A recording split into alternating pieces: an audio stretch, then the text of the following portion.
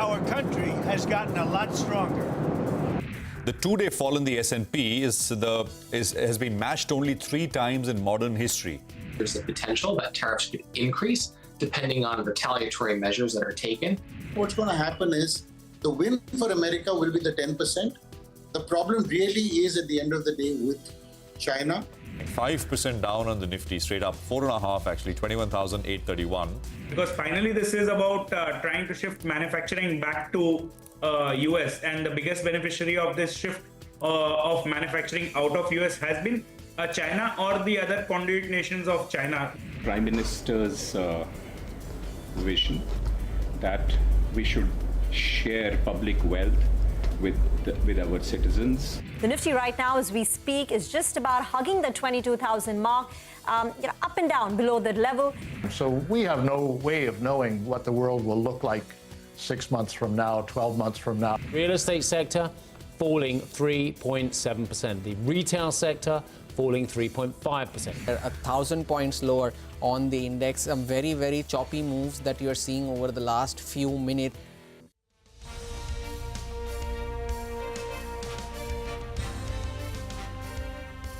Well, the day so far has been pretty much steady and same in red and bloody red, actually. So no real difference over the last many hours. Although initially there was a fair bit of difference because stocks are off, and from the lows, of course, many stocks are up 5, 10% in many cases, but that's always going to happen. But otherwise, there's a big 4% drop this Monday morning as we start the week. We are coming to you from the CNBC-TV18 News studios, starting 30 minutes earlier, closing bell here. I'm Prashant. With me, my colleagues Surabhi and Rima in the studios, and Nigel is joining us from the newsroom floor. Guys, good afternoon. Hi, guys. Afternoon. I just say that 4 looks better than 8 or 13, right? We are at 4% drop. The Chinese markets are down 13, Hong Kong. Japan fell 8. Many of the European markets are down 5, 6. So $4 are not bad in that context, is it? Yeah, definitely better than 8, Surabhi. But 4 and 4 is 8. So I think we fell, how much did we fall on Friday? Not 4. No. Friday we were down 1.5%. 1.5. For the week we were down some 2.5. Yeah. And now is another 4% today. So let's just sort of see where we really go from here. You know, what we've been trying, of course, to do is to try and get you as much diverse opinion as we can, because I think that's the best way to get at least a framework of how to think about the fall that we have, because there is opinion galore, both global, I guess more global now, because this, of course, is a global problem, especially self-inflicted by the US, which, of course, is resonating everywhere. The old saying, right? US falls sick and the rest of the world catches a sneezes and cold. Catches a cold. You know what I'm talking about. And it's more than a cold right now looking at the screen, I guess. It is a bit of a high fever. But US is not sneezing. It's got like pneumonia. 10% gone on Thursday, Friday, and then today 3-4% down. Absolutely. And so yeah, I mean, let's in that series of our efforts to get more views and opinion and kind of people who've seen lots of cycles and markets for a long time. Let me, in that spirit, welcome in Prashant Jain, who's with us, founder and chief investment officer at 3P Investment Managers. Prashant, great to have you with us here. Good afternoon. Appreciate your time here on CNBC TV 18. So, just how you are thinking about the correction that we have. What's the frame? Would you use a particular framework, like, for example, what we saw, like the first trade war in 2000, the last trade war in 2018, or the COVID period, or something before that, and how much have we lost? Where we are? Just your thoughts, Prashant. So, Prashant, let me share with you a few key points. One, India's exports of manufactured goods to US is just around 2% of our GDP, and so the impact should be quite small in that sense, right, of these tariffs. Second, our tariff gap with our key competitors in exports, goods exports like China and Vietnam has actually increased. So it's a small advantage. But in any case, it is just 2%. So I don't think that much is going to change. Now, as a result of what is being done, oil is down. And since US fiscal deficit should move down sharply because of the tax collections that will go up, the bond yields have also moved down. These two should work to our advantage significantly. And finally, I think the US stock markets have fallen very sharply. As we all know, last few years, US markets have been the biggest recipient of equity flows worldwide, what came to be known as US exceptionalism. I think this might just mark the change of that trend, because the negative effect of wealth, negative impact on the economy of the wealth effect erosion in US might even lead to some sort of a slowdown. So I think if US is no more the favorite country, most other countries which are resilient, and that certainly includes India, should benefit. Around the same time, the IPO markets in India, as we all know, have virtually, the capital raising is down by maybe 80-90%. I don't see that changing in a hurry. So net, I feel there is reasonable value in large caps. Small mid caps, I would still be cautious. But reasonable value does not mean 15-20% kind of returns. I feel near GDP, nominal GDP growth rates, 10-12% kind of returns is what would make sense to my mind over a 2-3 year period. Yes. Fair enough. And I think you've sort of emphasized and hammered that point on for a while. The last time we spoke as well, you said expect more reasonable returns. What you saw over the last 4 years was extraordinary and maybe will not repeat from here. The fear, though, and you mentioned US sort of deficits will go down as tax collections increase. The fear is that these tariffs will cause a global recession and will negate any benefit that accrues. And you began by saying share of our exposure in terms of goods traded is very small to the US, so direct hit is low. But the impact is supposed to come from this global recession if it were to happen. How are you thinking about that, Prashant? And that goes to the heart of the issue. Are they really going to stay the course? I mean, are they really going to try and rewire this entire global system and how it has operated for the last 30, 40 years? Will they stay the course? Is it ideological? Or will they pull back from the brink once the market starts to, it's already, of course, deep in the red, but if it falls more, they pull back from the brink. What's your sense? To the second point, I think we'll have to cross that bridge as we come to it. There is no point in speculating on that. But what I said is, as of today, as things appear to be today, as far as global recession is concerned, see, India's correlation with global GDP growth is extremely low. You would probably recall, even in the Lehman year, India's economy grew 5.5%. Because India's economy is predominantly local consumption led. And our goods exports is really very small. We are predominantly a service exports economy, which also may not grow, may even come off 1-3%. It is possible. But net, the impact of global slowdown on India is likely to be far less than on most other EMs, which are large exporters of manufactured goods. Also, if there is a recession, oil will remain extremely low. So we may actually benefit more by way of saving on oil than what we possibly lose out on exports of goods.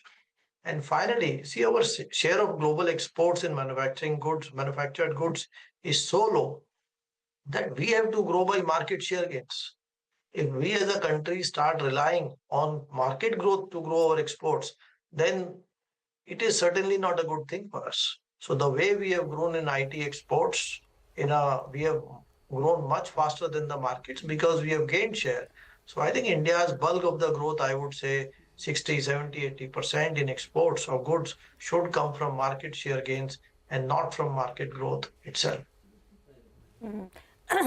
Prashant, hi, afternoon. This is Reema here. So in a nutshell, do you think the worst of the pain is behind us right now? Because we're still down about 16-20% from our 52-week high levels, and we're just, 3-4% away from the 52-week lows that we hit in June of 2024. Is the worst of the pain behind us? And are you putting money to work at these levels in large caps where you're more comfortable with the valuation? So, Reema, I don't think you can, me or for that matter, most others can time the markets in the near term. What we can only comment on is how our valuations behaving, and that gives you a fair sense of how the medium-term return should turn out to be. So I think at current levels, Indian markets are Nifty is trading, I think, close to 17 times fiscal 27 earnings. India's cost of capital is quite low. The gap between US or rather Indian and US yields is 2.5%, which is close to all-time lows. So that reflects the low cost of capital that India has. At these multiples, given this cost of capital, I think a 10-12% earnings growth is enough, which I think, by the way, is also a realistic number for earnings growth. So I would say, I don't know how short term will pan out. Next few weeks, months could be volatile. There is some correlation with global markets in the short term. Short term, people should invest in phases. But if we buy large caps, I think over a 2-3 year period, we should get low double-digit returns. Small mid caps, I would still avoid. All right. Hi, Mr. Jain. Good afternoon and good to see you in. Nigel on this side. Mr. Jain, I wanted to ask you, about sectors. And it appears that the banking and financial names, there seems to be a consensus bullish thesis on that. For today, the bank Nifty is a little bit low, but otherwise valuation's pretty much intact. It's a play on the domestic economy as well. What's your take on the banks and what do you like from there? Private banks, because PSU banks, between them, what is the preference? Nigel, I think barring the consumer stocks in Nifty, in large caps, to my mind, most other sectors are looking reasonably valued. Banks, insurance, utilities, even if you look at automobiles with a medium-term view, pharmaceuticals, even IT. I mean, near-term growth outlook could be very difficult, but at these multiples, the yield on the cash yield is pretty decent. So I would say, by and large, these sectors look reasonable. In this market, fortunately or unfortunately, I am not able to spot any massive deviations or dispersion in valuations across sectors. So there are very few sectors which are deeply undervalued in these markets. Prashant, hi. Great to have you on this afternoon. It really helps to listen to someone who's seen these cycles play in and out, which is why I want to sort of, snap back into a wider question now, because you've seen this. You've seen the financial crisis. You've seen multiple drawdowns. Now, for a minute, if we just park aside all the trade concerns and the tariff issues, my question is a little more on technicals and markets. I was reading an article, for instance, in Barron's, where one of their editors, who's also been a stock trader, argued, and we've seen this play out in the past, when markets fall non-stop because they're interconnected, it can lead to other accidents as well. Now there's a non-stop fall. Tonight in the US might be a third day of a non-stop fall. What happened back in 08 was, once things started spiraling out of control, everybody jumped in to save the financial system, from central banks to the treasury, everything. Right now, obviously, it's nothing as severe as compared to that. But is that an outside risk, if something is not announced tonight, to stem the US market rout itself? So I don't think we can guess these things. In the short term, the markets can always overshoot, both on the, like they overshot on the upside some time back. They can move down lower in the near term itself. So I don't think I would be in a position to guess that. But I think as far as India is concerned, we are quite well placed. Our current account deficit is half of what it has been for a long time, because our service exports have done exceedingly well. So in that sense, we are extremely resilient. Bank NPAs in India are extremely low, as we all know. Corporate leverage in India is again extremely low. So I would say India appears to be quite well placed. But of course, our return expectations have to be commensurate with the likely growth in profits. And we must appreciate that India is now a lower inflation, lower cost of capital country. So to that extent, the nominal GDP growth and growth in profits would also be lower. Which is what, the question is, I'm going back to what you said, that if someone buys large caps now, expecting a, 10, 11 kind of a percent kind of a return should be pretty logical. So, should that be the new reality that investors have to digest? I mean, post-COVID, we all got used to at least mid-teens returns, if not more. So is 10% the new reality in terms of realistic returns from Indian stocks? be 10, it could be 12, I think, but it should be in that ballpark figure. I mean, you could add 1% of dividend yield. And so I think ballpark, you are right. I would expect that. See, the COVID returns post-COVID were primarily because of the extremely low base of both the markets and of corporate profits. Corporate profits to GDP around COVID had fallen to 1.1%. Currently, they are at 5.5%. So now there is very little room for margins to expand. So it would be difficult for corporate profits to grow higher than the nominal GDP or the top line growth rates of these businesses. And multiples, as we all know, are reasonably fair. So neither is profit growth going to be vastly, is it going to be superior? Nor there is room for multiples to expand. So that tells you that we should expect returns around the earnings growth, which is around 12% CAGR over a 3-year period, in my opinion. Prashant, just a couple of more questions. You briefly, I think, alluded to how tariffs here, if they stay, we don't know how it'll pan out, but we seem to be reasonably placed relative to some of the competitors out there. You know, we spoke with the management of Gokuldas. They're an apparel exporter. We had the management of Dixon this morning. We've spoken with other industries as well.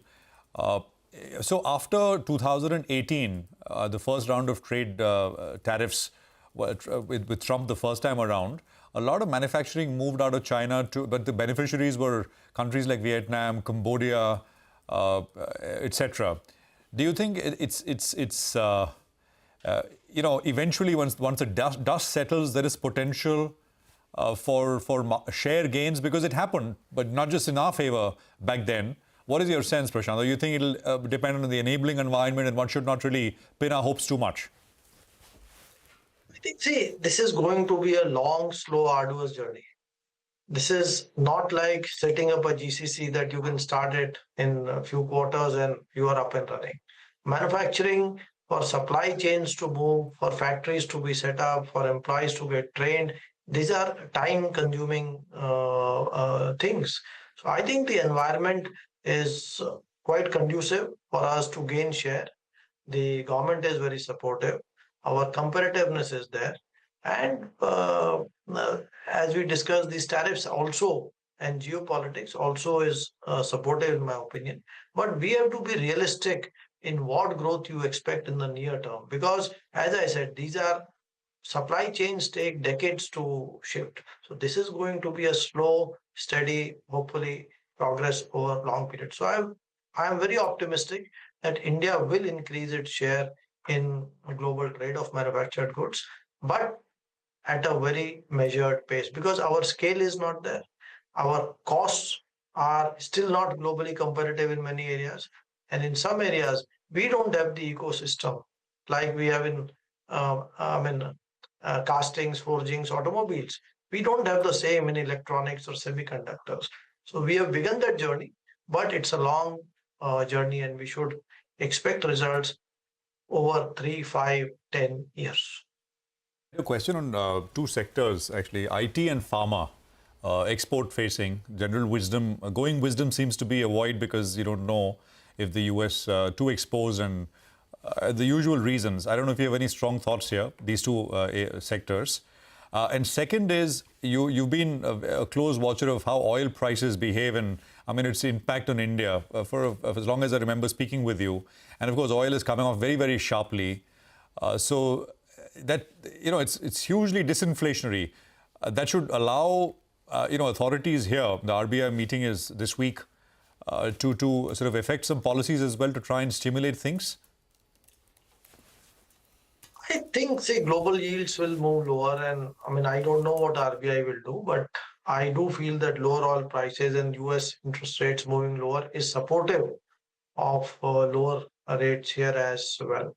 As far as IT and pharma are concerned, I think, on IT, we all know the issues. The valuations per se, unless there are significant downgrades in the future, the valuations are pretty reasonable. You can look at trailing dividend yields, cash yields are quite attractive, but there is some uncertainty. So I would say, it's, as I said earlier, there are very few sectors which are offering deep value in this market, and the dispersion in valuations is also rather low across sectors. Prashant, you sort of briefly touched upon the role of the Reserve Bank, and we'll hear from them later this week. From a government standpoint, do you see any need to change anything or anything additional? Because like you outlined, I mean, exports is not that big a part of our economy to begin with. But would you want to see any additional measures in terms of spending or a change in the pattern of spending, etc.? I'm not a macroeconomist. I think we are doing reasonably well, but we should keep on growing around 6% by and large. And I think, I would say things are quite okay. Things are quite okay. Including in the PSUs? The PSU basket, but interestingly, we had that Mazgaon Dock OFS just last week in timing. Now that the markets are cratering quite a bit. I don't want to comment on individual stock specific names, and yes. All right, Prashant, we'll leave it there. Thank you very much for taking out the time, being with us here, and I hope we are able to speak more. As this story develops, as you said, anything can happen in the near term. Markets tend to overshoot on both sides, but it's good to get that perspective as things stand. Appreciate it. Your pleasure. Bye. Thank you. Well, we'll take a quick commercial break here. I think we've got markets which are down 900. So when we started about 1,000 points, and there is about 100-odd point bounce, but we've had many, but it's not even reflecting because the fall is so large, 50, 100 points. Have come and gone many times from the morning since 9:15. We'll take that break. Rohit Srivastav. So we'll look at slightly near term, right? I mean, and to look at near term, you've got to look at price action. So Rohit will help us do that on the other side.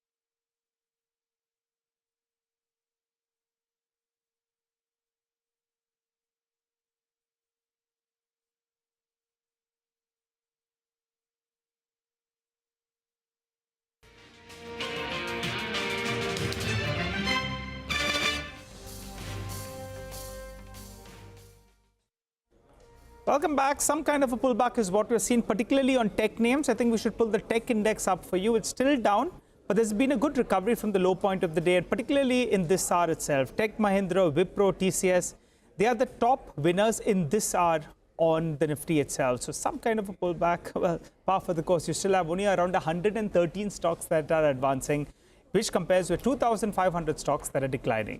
Rohit Srivastava, founder and strategist at IndiaCharts.com, joins us on the show. Hi, Rohit. Well, the bears are on top. We've seen a sharp pullback. If you want to look at it on the bright side of things, India's pulling back less than what the globe has pulled back, but still it's a pullback. What are the levels you're looking at on the Nifty from here on? Do you think we're trending lower? If yes, how much more is the downside from here? So I think the first thing we have to do is accept that we have entered a bear market. And that's the hardest part to do because you can continue to justify the previous trends that were going on for very long. Having said that,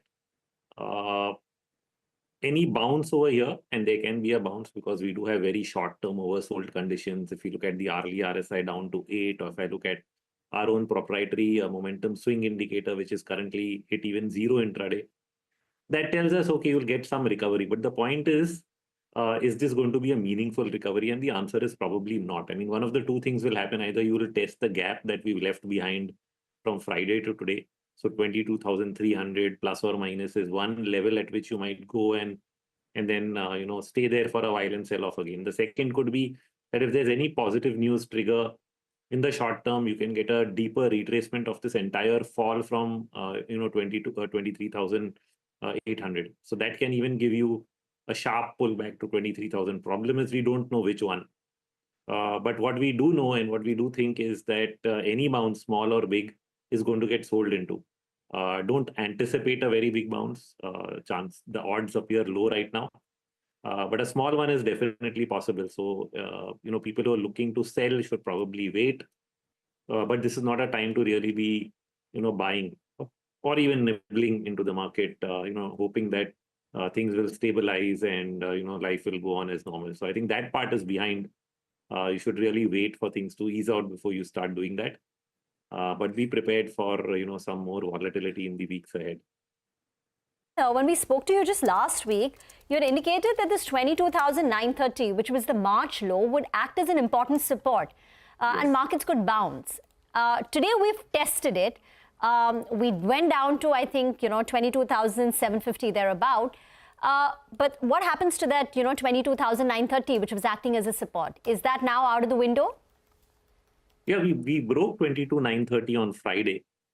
We closed below it, and we've gapped down. So today we are almost at 22,000 now. So the break on Friday itself was indicative that the potential for it to go to 24,000, which we were thinking, is out of the window. So just that was our stop out level. So we pretty much closed out everything on Friday based on that. But what we are looking at now is, do we really enter? Because that was the bullish trade, which started from, say, 21,900, went up to 23,800. That bullish trade is out. And unfortunately, that advance, so usually if you get an impulsive advance, which in Elliott phase, we say you go up in 5 waves. If that was the case, we could have said buy the dip. That didn't end up happening. Now that means that it's a sell on rise market. Every time you get a pullback, you get a rally, there's an opportunity to sell again. Unless something changes in the structure. So the structure is pretty much broken. In fact, on Friday, we also didn't just break daily levels, but we also broke the 20 and 40 weekly averages on Friday. So sort of all the levels that we had gone above were given back on that day itself. And now, unless we really can get back there, I think we should continue to expect that we are in a downward trend. Now, question is how much downside then? So I think all hopes lie on the election low. We made a low of around 21,280 odd, I think, plus or minus few points there. Will we stop at 21,300, 200 at that point? I think this puts the whole guesswork on what is going to happen on the global macro front. Because when global macros are in bad shape, then I don't think it's possible to hold that level. That level holding would mean that we are not getting a US recession. We'll sort these things out in a matter of days and the panic will end. So that would help us hold 21,200 and the bull market resumes. But if we are into a bear market, which means that we are presuming a US recession, these taxes remain, and I'm calling them taxes, essentially the tariffs are a tax, cause global trade to slow down, which is what most economists have started to anticipate, then it's not possible that you will hold 21,200 also for long, and you start anticipating levels below that. So levels below that would mean if we say 38% retracement of the entire COVID bull market, it gives us something like 19,800 on the downside. So we will slowly start opening ourselves up to, much lower levels moment we start anticipating that this is going to head into a recession. Ouch. That's scary, Rohit. That's really scary. No one wants to think about the 38% retracement of the total COVID bull market. But you're right. I mean, we need to be aware of all possibilities. So, okay, let's just rewind back to what you've said. What you've said that, at least for traders, sell the rallies is a good way to go till there's further clarity. And who knows? Tonight you get a statement saying tariffs are on hold. We're going to negotiate for the next 2-3 months. It'll be a very different market tomorrow morning, right? So till we get that clarity, you've illustrated what traders can perhaps best do, sell the rallies. Now, for those who are looking at this market from an investment perspective, I'm talking about at least 1 year, not too long, but let's say they want to invest, they're not trading. For them, what is the advice? You just said that there is a possibility of much deeper lows. I mean, lows below 20,000 as well. Should they wait? I mean, how do they navigate it? Not the day-to-day traders or even the, the positional weekly traders. So I think they should be patient. They should really wait. I mentioned that we've broken weekly averages. So that gives us a cutoff point at the top end of where we are, 23,100, 200, wherever that will be. And with those, weekly levels as a trail, I think we should just wait because those levels will keep coming down as the market keeps falling. And so you'll have a re-entry point at some point in the future. But till you don't know where that is, trying to anticipate it or double guessing it would not be right. If these things get worse, then you are unfortunately getting in too early. So it's better to wait, let it confirm that the trend has changed from down to up before you start investing. Sometimes you also get certain extreme readings in terms of sentiment. Like in COVID, the VIX went to 90, and we've never seen a higher reading than that since 2008. If you end up in that scenario, then that also becomes a point where you say, oh, we've reached the point of maximum pessimism. So that has not happened. We sometimes do reach points of, medium-term pessimism, which is what happened on the 4th of March, and then you bounce. So those are readings we will continue to monitor. But I think investors basically need to be patient. Give it 6 months. Try to just see how these negotiations are going. Because when I look at what is happening in India, we are talking about bilateral agreements happening by the fall, which is basically August, September. So that's 5 to 6 months. Now, for 5 to 6 months, if you're going to have these tariffs in place and not going away, then you're talking of a meaningful slowdown happening in that time period in trade. So it's better to be patient for that time period than jump the gun. So once you can estimate that, this is going to take this much time to play out, then you'll not be in a hurry to, jump in. Got that, Rohit. So, yeah, by the way, what is that level? What is that marker, the 20 and 40 weekly averages? Where is that at? Which is kind of which? So I'll just put those out. Those levels are currently at 23411. That's the 20 and 23404. So very close to each other within a matter of few points. They're almost at the same level. You can generally say 23,410. And that level will keep coming off on the downside as time goes. And unless we really get past that, I think we should just be patient and let this play out on the downside. That's for investors. I mean, for traders, there could be opportunities to sell, to short, as and when, you get rallies. Yeah. Got that. By the way, Rohit, you track a lot of global macros as well. You look at rates market, you look at currencies, everything pretty much. So, anything standing out, or it's all showing the same kind of thing, right? Liquidation, self-protection. Even gold is selling off. So that is one. And second, in your opinion, you've also tracked this entire Trump presidency since the beginning, do you think it can change? I mean, they'll come back and say, well, not that they made a mistake, the way they've calculated these tariffs, but somehow kind of backtrack, which lets in some air here for markets. I think only if there's a lot of domestic pressure. I'm surprised that the tariffs, which are a tax actually on American citizens in terms of their cost of living, are not protesting the tariffs internally. So if there was an internal protest, probably he would be forced to back off. Right now, that doesn't seem to be happening at scale. And he's actually talking them into being patient and, letting things play out the way he wants to. So then that just leaves us with assessing the macro factors. I mean, a lot of people have tried to justify that this will result in a lower dollar and higher bonds, which means lower bond yields, which can be a good thing. Now, put this in two scenarios. If you asked me a month back, I was talking about, these same factors being positive for the market because money was shifting to Europe and China. So the difference is basically between a US slowdown and a US recession. So if you get a US economic slowdown, it means that stocks can be volatile but remain elevated. At the same time, money can move out of US into other markets because you have a weak dollar and low interest rates are favorable, and you have stimulus happening in Europe, now even in India, where we are increasing liquidity. So money can easily flow into these markets and they end up doing well. But when you talk of a US recession, the same factors are there. Bond yields are coming down, you have a weak dollar, but it doesn't work the same way because a US recession ends up leading to a risk-off trade which becomes global, because now a recession means you are not just slowing down in the US, but you're slowing down the whole globe. So what these tariffs end up doing is they slow down global trade. It's not just India's trade with the US, which is what a lot of focus was initially on. It's India's trade with everybody because everybody's trade is going down. So if everybody's impacted, then you're indirectly impacted by everybody. So that is the bigger impact. So once you take that into account, then you're saying that this is a global risk-off that is now in place. And so we can't have that narrative where money shifts, from one market to the other. Everyone ends up suffering a bit.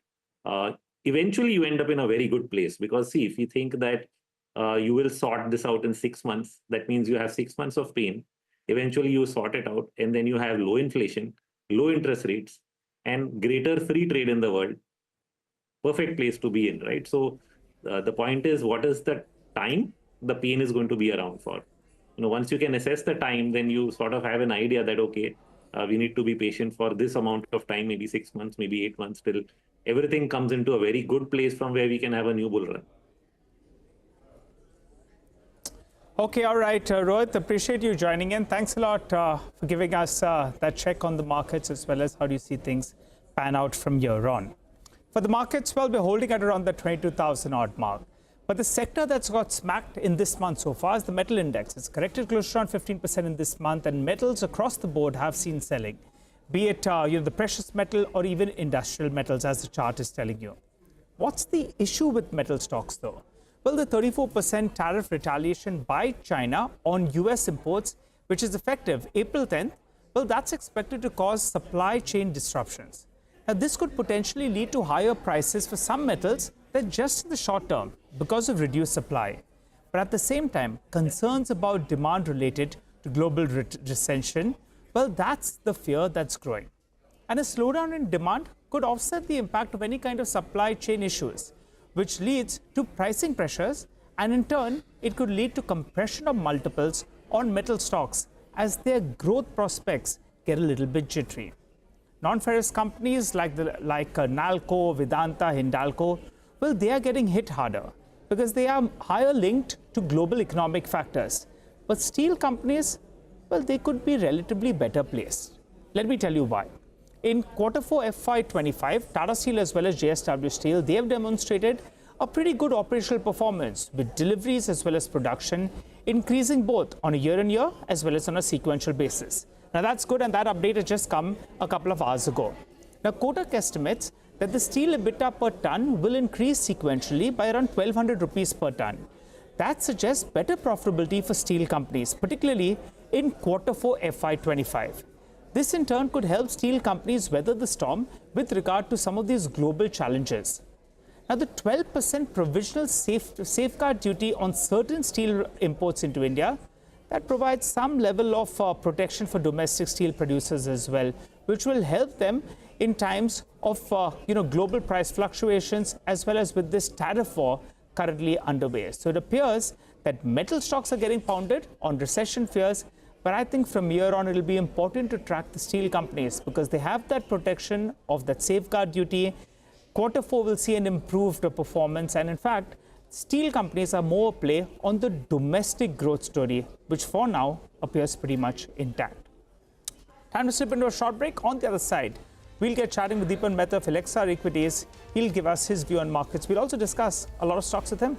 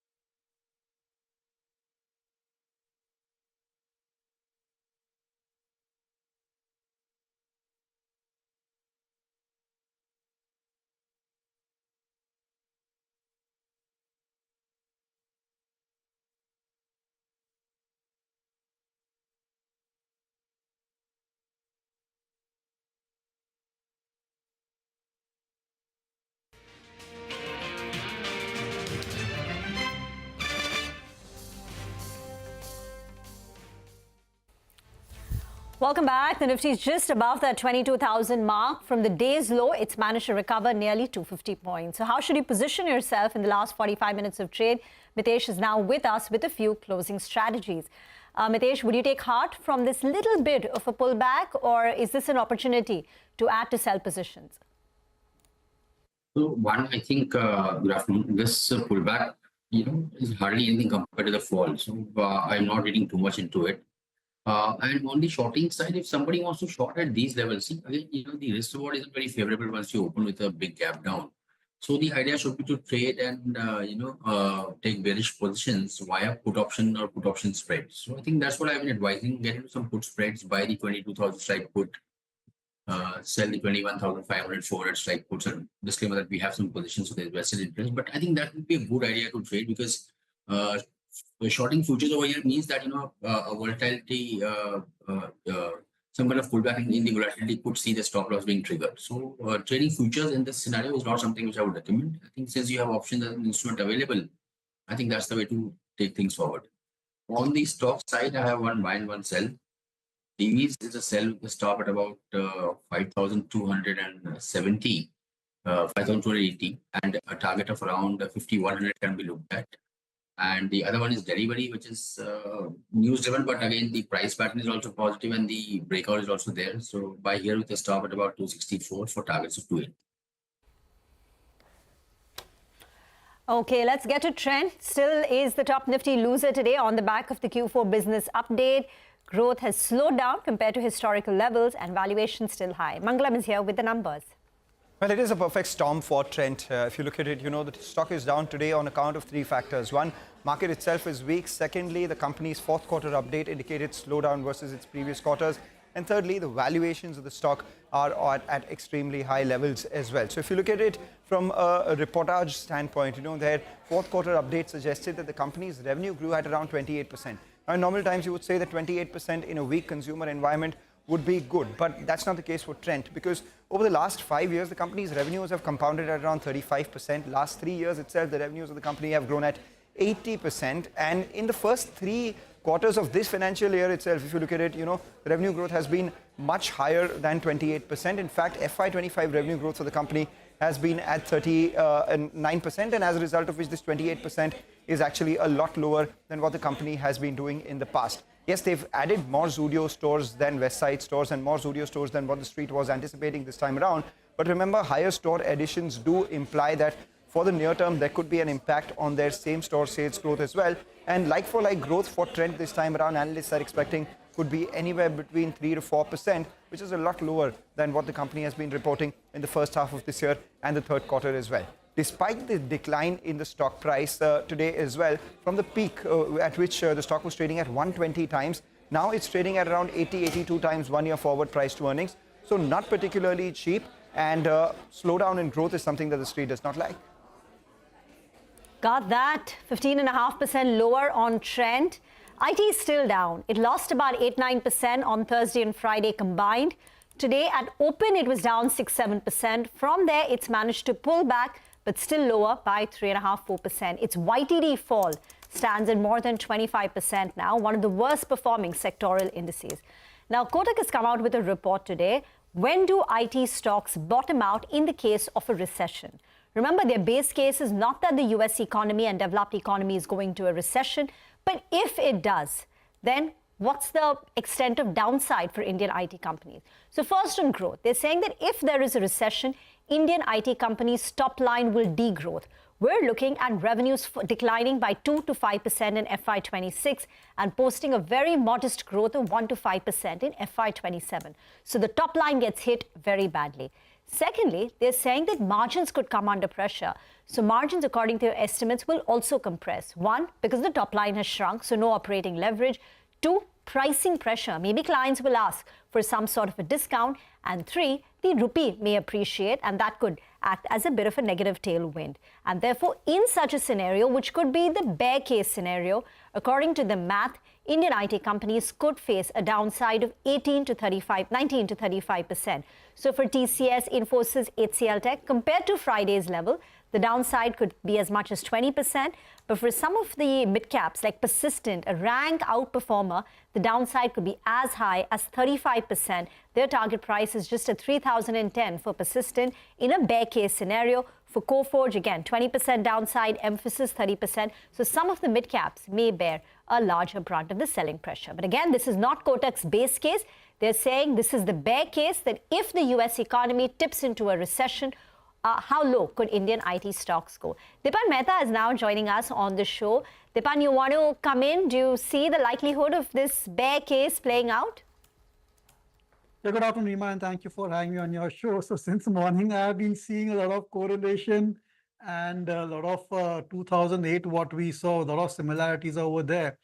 And I think that the bear case also which they made out is quite bullish, if you ask me. Because if this is going to be the scenario and these are going to be the tariffs, then we're in for a long recession globally. And that's going to affect IT companies, whether they sell to US or Europe, doesn't matter. And you could have serious negative growth rates for these companies as well. So I would say that even the bear case is quite rosy if this is going to be the scenario going forward. Okay. Dipan, we've had 2 days of a fall, 1.5% on Friday. And today we're down close to about 4%. What have you done? Nothing actually, because we were trying to get positive on the market and constructive, but now this particular event is equivalent to what we saw, the Lehman Brothers collapse and the subprime collapse, what we saw. At that point of time, the banks and the financial services, they were completely paralyzed.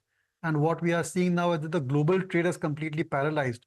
And in both cases, we had a long and a deep recession, other than 2008. So I think something similar will play out just now as well. And it's all right to say that India is insulated and a lot of Indian companies are focused on domestic consumption, are India-centric. But end of the day, the sentiment will get soured completely. And even if overall global P multiples are falling, then there is some correlation to our P multiples as well. So although you may not see so much of a dent in the corporate profits for the domestic-oriented businesses, certainly their valuation multiples will compress. Okay, all right, stay on. We'll have more questions for you in just a bit. Let's also put the spotlight on Tata Motors, another stock that's been beaten down right from the morning. Obviously, Tata Motors has very direct exposure in its JLR portfolio to the US. Let's get an understanding of what exactly is the latest. Sudarshan. So Tata Motors in today's trade is down more than 7%. At one point, it had fallen up to 10% as well. And the reason is Tata Motors has announced that JLR will discontinue its shipments to the US market, which is one of the biggest markets for the JLR, forming more than 30% of its total sales. Now, as per CLSA, so JLR sells its products in US market in two brackets. The luxury segment, which sells the price for which is more than $85,000, CLSA believes that impact on this segment would be less in comparison for the product which is being sold in the range of $50,000 to $85,000, where, and if the impact comes, the fall in the volume can be as high as 25% for JLR.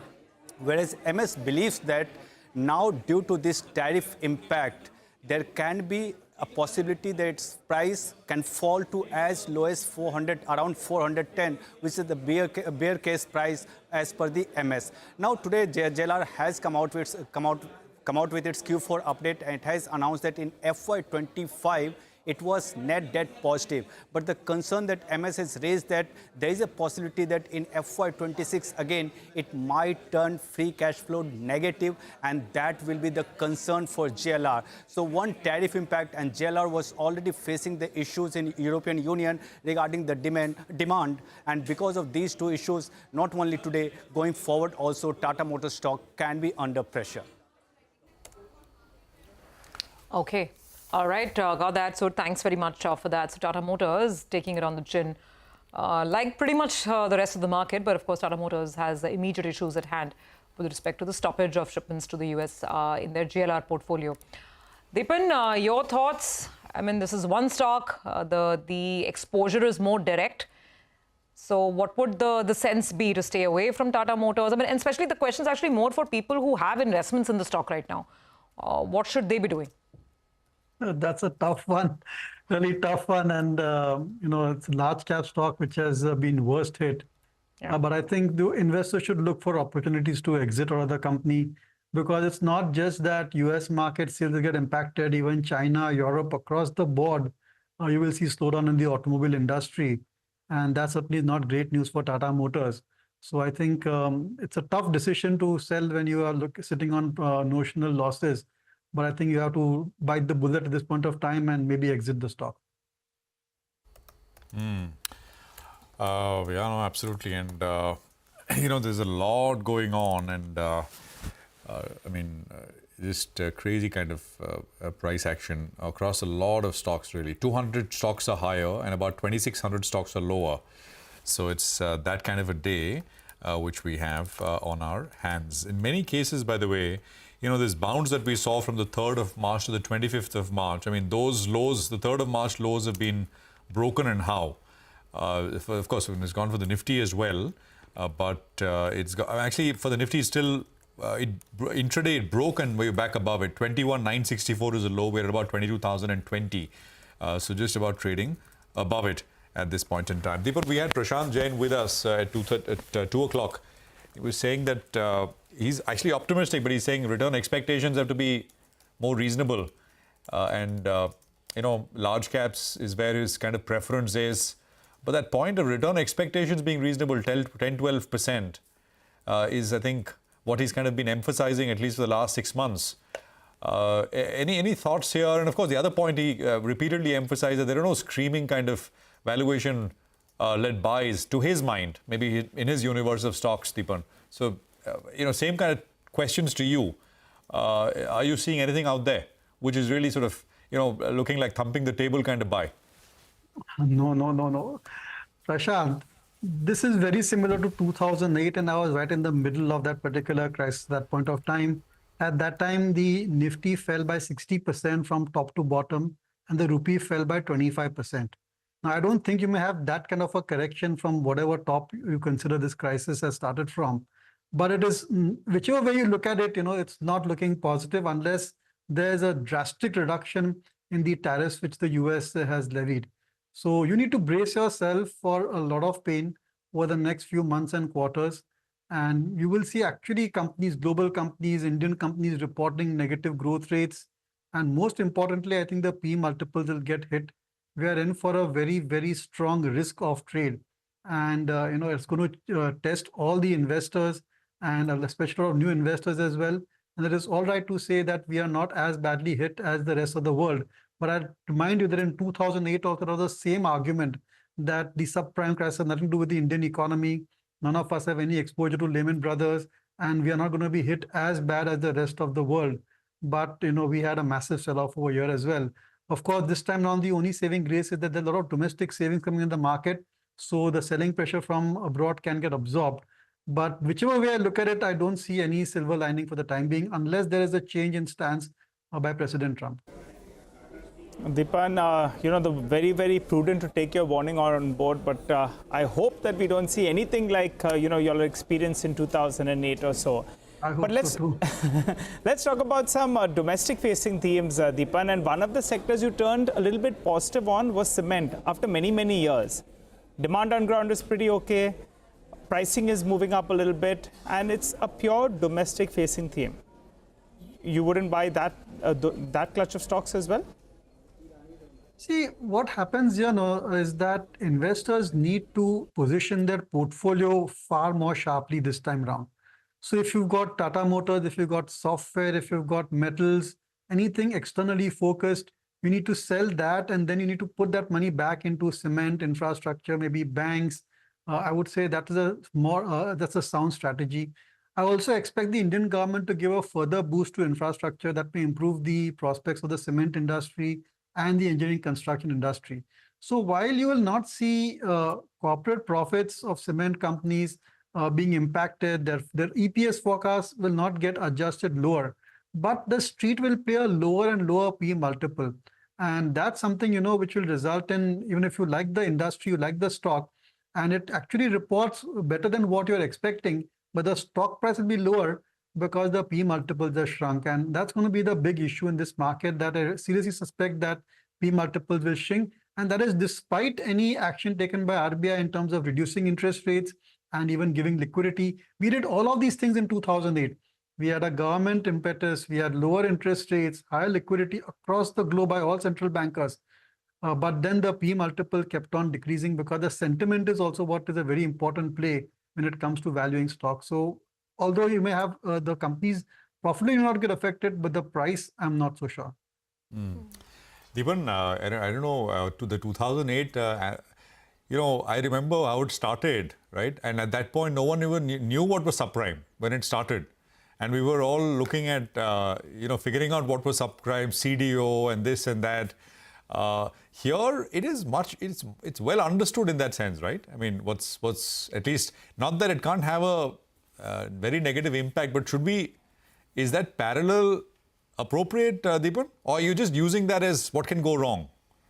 Prashant, one thing, which is not understood and not adequately explained is the fact that these tariffs are way beyond anybody's expectation. I mean, 5-10% was manageable. Correct. These kind of tariffs, they will just kill industry across the globe. I mean, I don't know, just to be very frank about it, right now, with 54% tariff from China, all Chinese exports will come to a standstill. So what happens to China? At 27% exports from India, what will happen? All exports to US will be standstill. I mean, you talk to people in the gems and jewelry industry, they don't know what to do because just can't export. That's a huge employer. No, I completely agree. I'm just saying that that was like a uncontrolled explosion, right? 2008. This is like for the lack of a better word, controlled explosion, self-triggered. No. I disagree with you. आपने खुद ही आग लगाई है. So you may not have thought that the explosion would be so large. So it's become larger. So at some point, at least I think, I don't know, right? If they really want to rewire everything, how things have been done last 30, 40 years, that's another thing. Those things are not possible for us to imagine. It may be the case that they just stand firm, let it all go to a thing, we want to reset everything. Then who knows? Then what you're saying is possible, right? Deepan?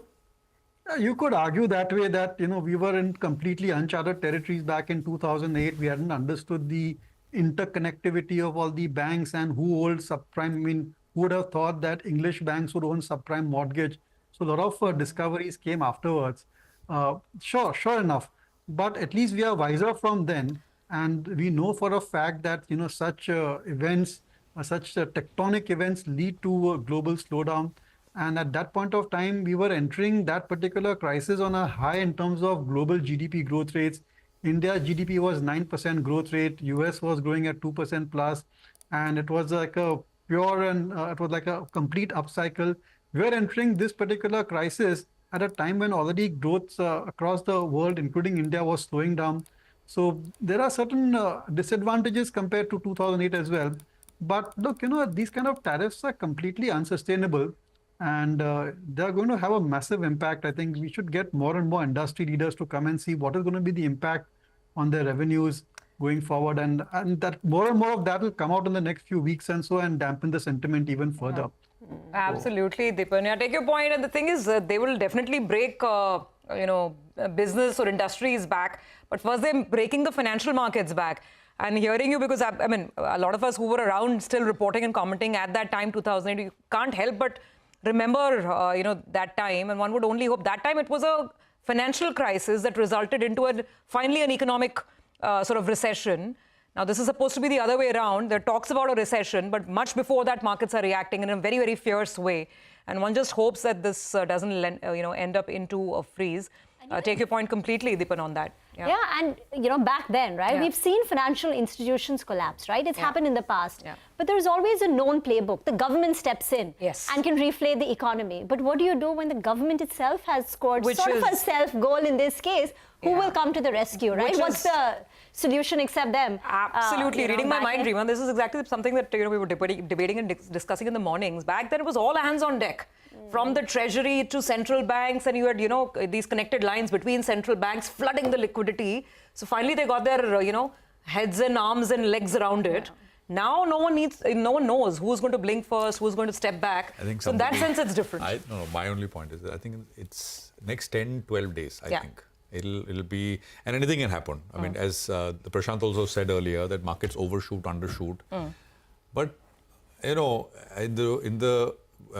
reasonable frame of mind, because as I said, if they want to reset everything, destroy WTO, destroy free trade, destroy everything, then it's okay. But that's then it is possible. Caveat is reasonable. Correct. In a general, what we can think and what we can understand. Yeah. Or you take him at face value. That is all okay. Market should crash. Yeah. But so I think at some level in the next 10, 12 days, it should.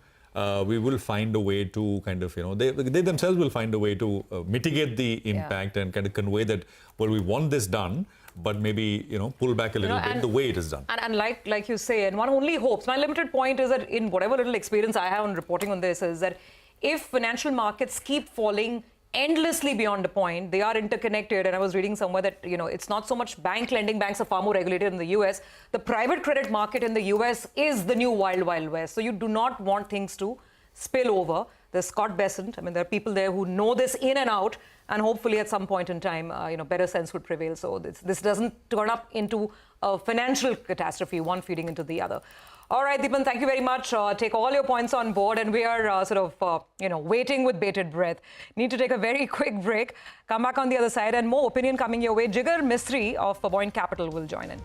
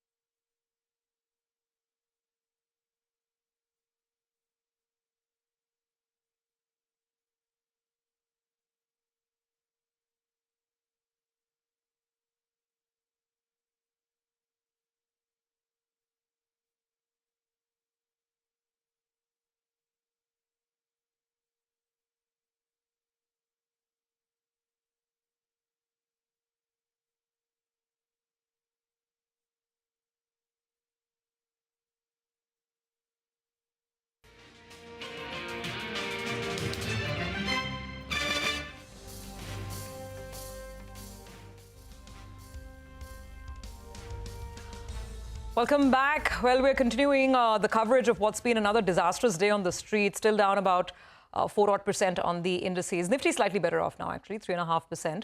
It'll be interesting to see the flows picture. Have domestic buyers chosen to come in and use these attractive levels to buy in? Jigar Mistry is with us, so let's get some thoughts in. Jigar, thanks so much for joining in. That's my simple question to you. I mean, a lot of retail investors have become so resilient, right? They don't get broken. But this is a new normal, so to speak. So here, what would your advice be? Some chartists we just spoke to saying that even the June 4 low, the election day result low, it's not sacrosanct.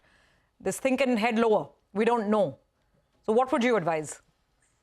So I think, let's break it down in two parts. One, what's really happened. And since morning, I'm sure we have heard dozens of opinion on how that has transpired. And towards the second part, I'll actually relay some numbers. Right. So first, obviously, two ways to think about it. We can always say this is all just posturing, and eventually this is a way to get a lot of countries on the negotiating table. And if that is the case, then this is a great buying opportunity, part of a recognizable pattern, and things will be normal pretty soon. The other part is obviously what I think a large variety of stock market experts are bringing out is that what if it is changing the global order, right? 50 years, like post 1971, when gold was no longer the reserve currency, post that dollar has been the backbone of everything else, and 25 years of global disinflation once China came into WTO. And if you're appending all of that, then what really happens? Now, surprisingly, Stephen Miller, who is the chair of the Council of Economic Advisors to the Trump administration, when he was with Hudson Bay Capital, he had put out a paper in November 2024, where he had given a complete toolkit of how they intend to orchestrate, sort of what I call shrinking the empire. Global sort of military security is no longer a leadership sign. It's a liability, and we need to back off from that. And essentially, the Triffin dilemma, where you keep supplying dollars to feed global savings, no longer need to happen. And if that is the case, then I would think nobody really knows how this transpires. And it is that uncertainty rather than what really is going to happen. The worst case could not be worse off from here. But it's that uncertainty which I think is troubling a lot of people, in which case we just need to sort of wait and watch on how this plays through. Now, to the second part of your question on how does this stack up with numbers, so I'll give you a very clear picture here, right? So if you looked at say a 5-year or a 10-year rolling return, it might surprise you that the EPS and share price growth, whatever index you take, and companies with long enough trading history, the numbers always align. By September 24, however, the small cap index earnings growth on a 3-year CAGR was 14%. The share price growth was 26%. So there was a 12% compounded, for the lack of a better word, froth for 3 years that was built in. And that's 35-36% that needed to be taken out. If in 5 years EPS and share price always aligns, and we are sitting on a 30% froth, that could either be erased if the index were to remain flat and earnings grew for a couple of years, or the index fell 15% for a year and earnings grew for a year, or as it's transpired, earnings sort of markets fell 20-25% on day zero, and essentially that has brought the entire market into equilibrium. The only point we now need to consider is that when you pulled the sort of pendulum so far to the right, does it actually stop at the equilibrium, or it needs to go in the other direction for the equilibrium to establish in and of itself? So I think some amount of corrections, a lot of stocks could then come into reasonably decent pricing potential. Obviously, as I said, the caveat is that we need to see if they are not really trying to upend the global order. Jigar, sorry to come in over there. We're just trying to squeeze more questions. So short point is, are you buying now or no? Have you bought today? Or is it better to keep the powder dry? Very small. So you remember, right, September, October onwards, we have kept crying that the valuation stocks are not making a lot of sense. And therefore, we were extremely defensive. January, February, when the markets fell, was a reasonably good time for buoyant capital as a fund, relatively speaking, obviously. And we were still sitting on a reasonable amount of cash. We are not deploying very aggressively. I think we have taken sort of just a few positions today. But I think next few days, if the things continue to remain very bad, then we will get into it as we speak. Okay, all right. Jigar, what are you all buying though? As you said, you're deploying some money. So if you have to buy, and if things don't get much worse from here, what's the sector that stands out for you? Nigel, so basically, obviously the sectors, now obviously this is the first order impact, right? When I mentioned that India is relatively better placed with inward-looking sort of inward-looking economy, then obviously sectors that are inward-looking, to some extent banking connections are not that wild. Cement is very interesting. So all those sectors, pharmaceuticals, I don't think there is a big impact there. Obviously currently exempted, but even later, we don't think there is a big impact there. So those are the sort of sectors that we like currently. Jigar, what you'll purchase right now is from the cash, your existing cash holdings. What about the clients whose money you're managing? Are they willing to buy the dip right now? Are you getting inflows right now? That's the first point. And then come in on tech, because I remember a couple of months back, you were a bit bullish on large cap tech names like an Infosys, HCL Tech. Right. So yes, continue to get a lot of flows. Obviously, sort of this is part of the communications that we were having, that eventually we don't know what triggers a fall, right? Because until 6 months back, the whole idea was that you will, the domestic flows are so strong that even if FIs turn seller, it will largely impact only large caps. And it doesn't sort of matter why, where or why the small caps would function. And therefore, you should keep buying small caps. And then the argument was that, we'll only know the trigger in hindsight.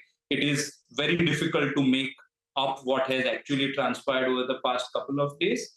But because of that, I think we were sitting on war chest even at the client levels. And I think some of that is flowing our way as we speak.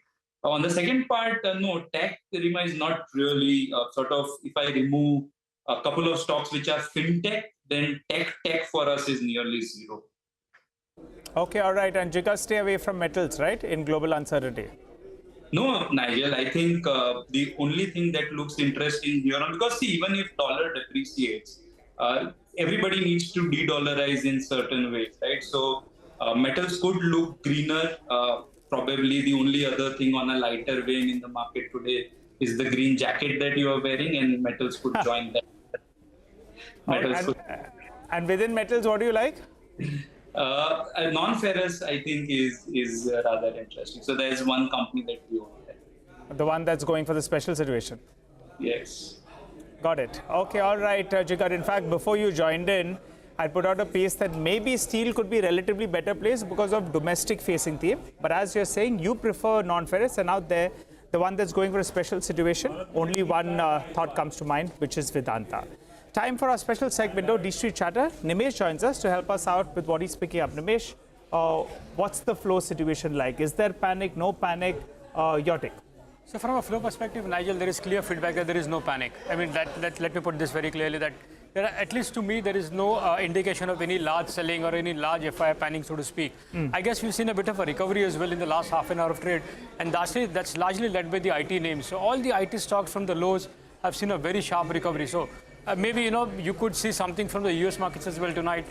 So let's see what happens. But, broadly, it's been a global sell-off, so we can't be immune to it. But relatively, India's outperformed. If you look at the other Asian peers, or for that matter, global markets as well. I guess, as I said, flows, there is no panic as yet.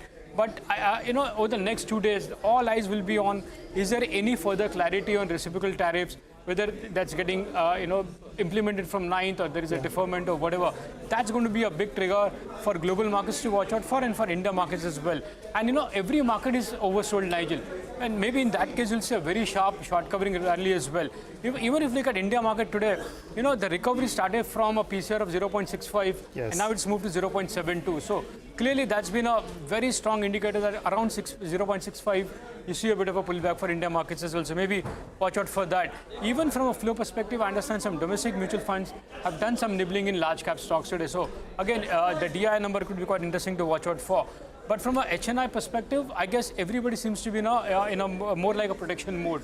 So they are either not buying, or they're looking to buy the defensive name. So that's the broad sentiment as far as markets are concerned. But your first question was on flows.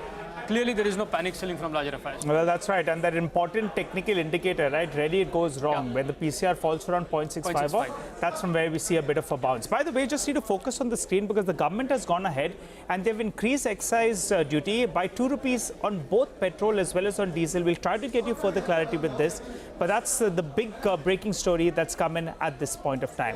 Nimesh, we'll get back to that. But tell us, what about the top stocks you're talking? Okay, in terms of individual names, as I said, there is no panic selling and some bit of buying as well. So a couple of stocks which stood out for me was one, Indian Hotels and Indus Tower. Both are under pressure because of global sell-off, but broadly at lower levels, there is accumulation happening and there is buying happening in select names, and these two stands out in terms of buy flows today. On the flip side, Jio Finance and Shriram Finance, both are under pressure and dragged by large FI selling. So in both those names, expect high delivery volumes today. So that's the second set of stocks. The third name is Sudarshan Chemical. It's under pressure today, but off late you've seen a bit of accumulation happening there.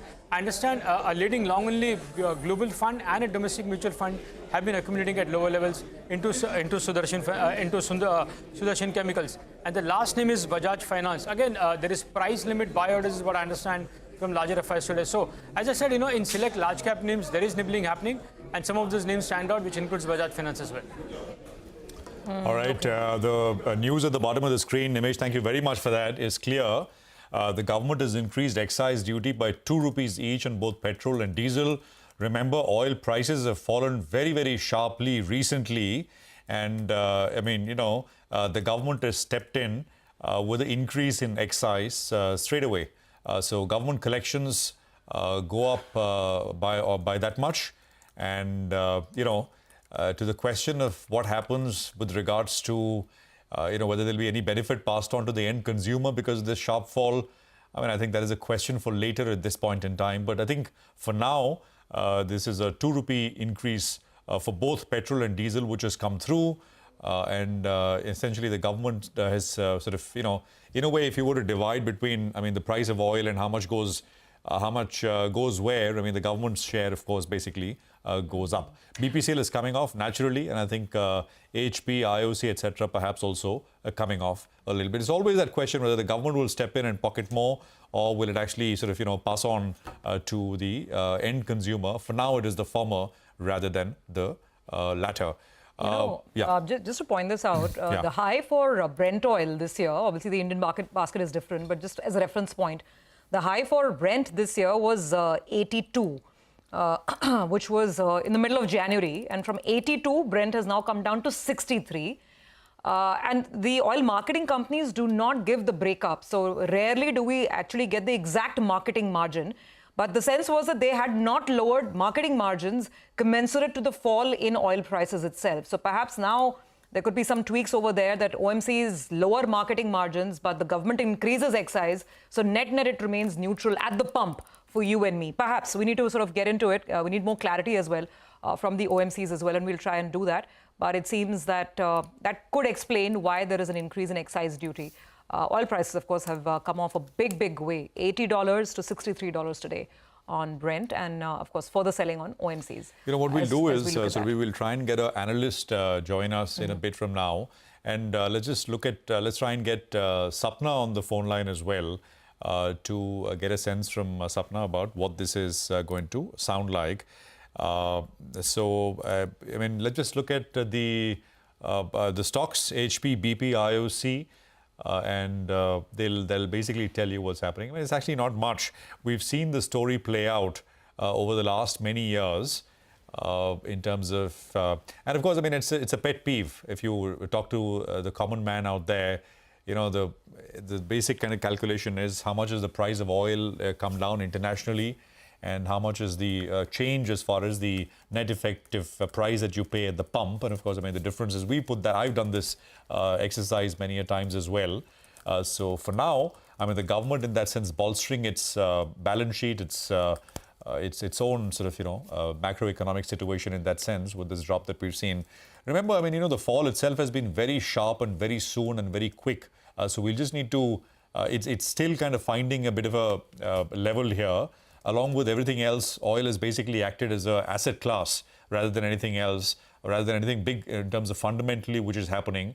And the global risk of oil has also come off. So that is, of course, also most likely will be on the government's mind till it actually settles down and we are able to find maybe a new baseline.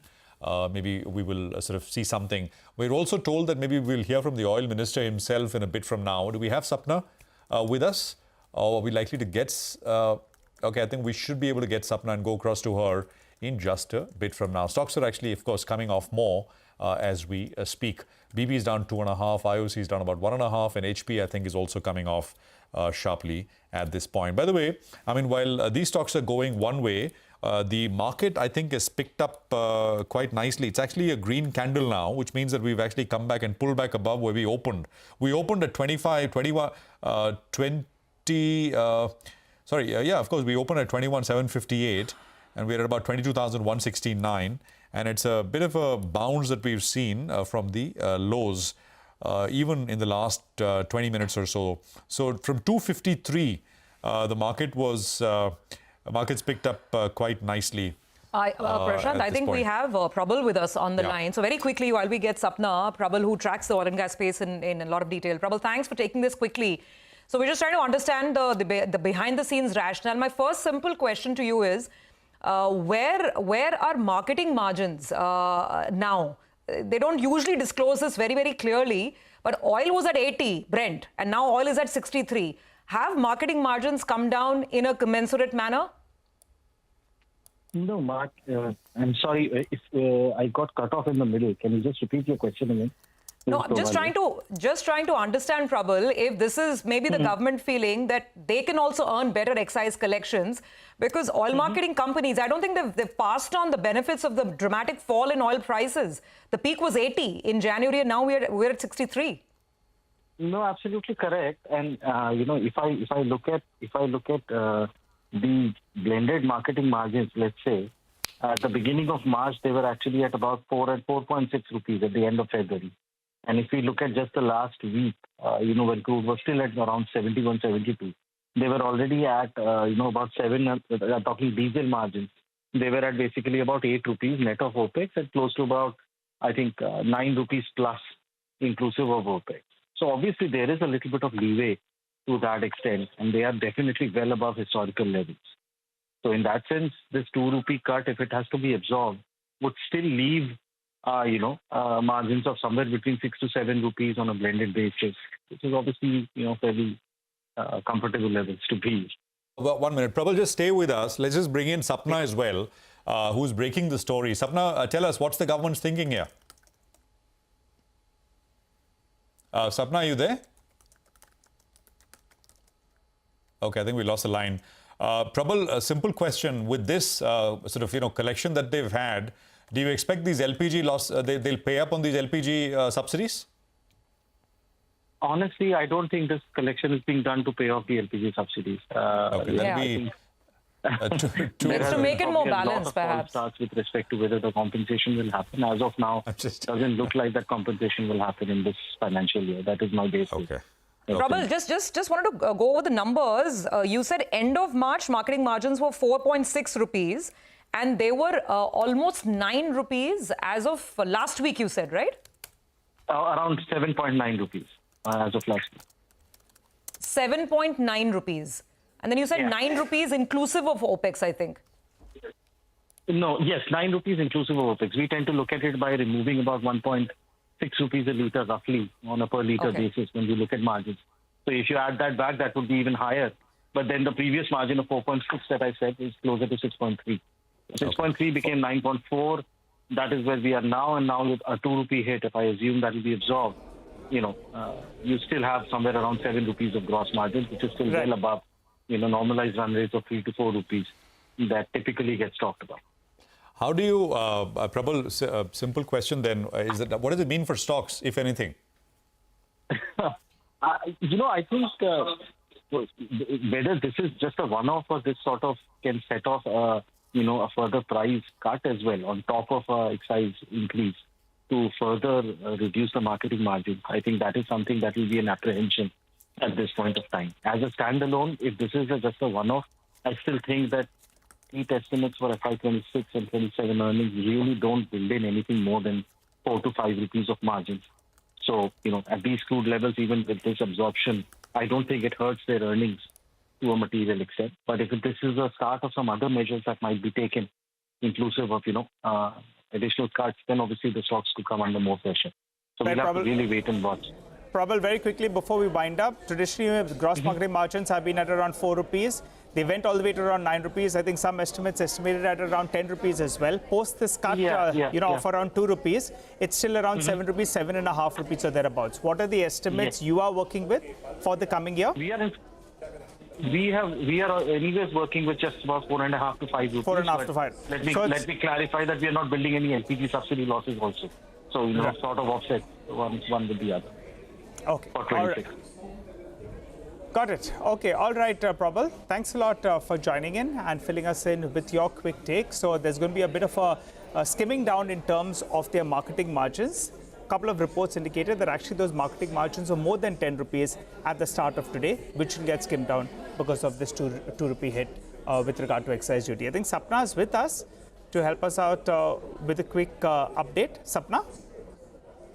Okay, all right. Well, we'll try to get Sapna just a bit, but just to focus on the markets, we're going to be winding up trade today, going into into post-close at the high point of the day. So 22,230.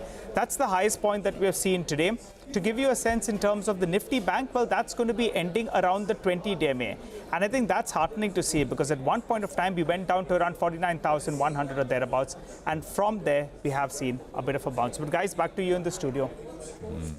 All right, now, Nigel, a bit of an excitement towards the end, right, with what we've seen on the excise hike from the government, 22,222 on the Nifty.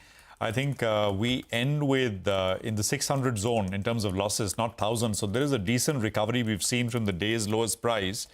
If anything, it picked up towards the end in a fairly nice manner. So we were at 22,000 and basically we were at 22,000. In the last 30 minutes, the Nifty has bounced about 200 points, an additional 200 points. And that's the loss that you see coming up on the screen at close. Let's just look at the Nifty Bank and then the other indices, and maybe we can just look at and wind down stocks.